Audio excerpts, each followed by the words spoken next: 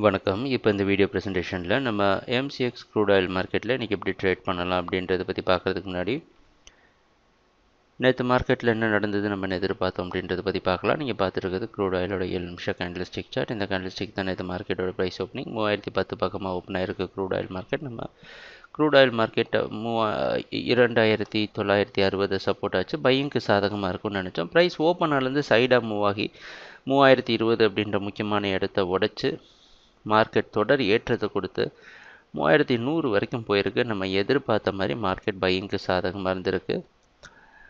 3090 பக்கமாக க்ளோஸ் ஆகிருக்கு இறுதியாக.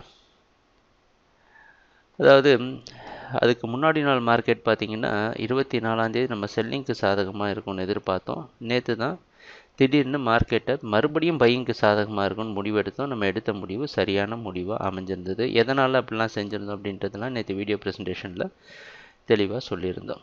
இன்றைக்கி மார்க்கெட்டோட ஓப்பனிங் 3090 பக்கமாக மறுபடியும் நேற்று எங்கே க்ளோஸ் ஆச்சு அது பக்கமே ஓப்பன் ஆகிறதுக்கு வாய்ப்பு இருக்கிற மாதிரி வெளிநாட்டில் இருக்கிற நைமெக்ஸ் மார்க்கெட் வச்சு பார்க்குறப்ப தெரியுது. அந்த அடிப்படையில் மார்க்கெட் ட்ரெண்டை பொறுத்த வரைக்கும் சந்தேகங்களில் தொடர்ந்து மார்க்கெட் பையிங்க்கு சாதகமாக இருக்கும்னு எதிர்பார்க்கலாம்.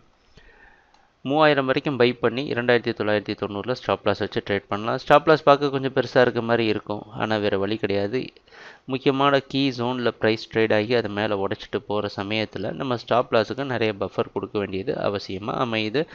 கம்மியான ஃபண்டு வச்செல்லாம் ட்ரேட் பண்ணுறவங்க, ஸ்டாப் லாஸ் பெருசாக இருக்குன்னு நினைக்கிறவங்க உங்கள் பொசிஷனை ஸ்ப்ளிட் பண்ணி, அதாவது லாட் சைஸை ஸ்ப்ளிட் பண்ணி எடுத்து ட்ரேட் பண்ணுங்கள். எதிர்பார்க்குற அடுத்தடுத்த டார்கெட் 3120 3152. ட்ரேடிங் நடக்கிறப்ப பார்ப்போம் என்னென்ன மாற்றங்கள் வருதுன்னு. வீடியோ ப்ரெசன்டேஷனை தொடர்ந்து பார்த்துட்டு வந்ததுக்கு மிக்க நன்றி, மகிழ்ச்சி, வணக்கம்.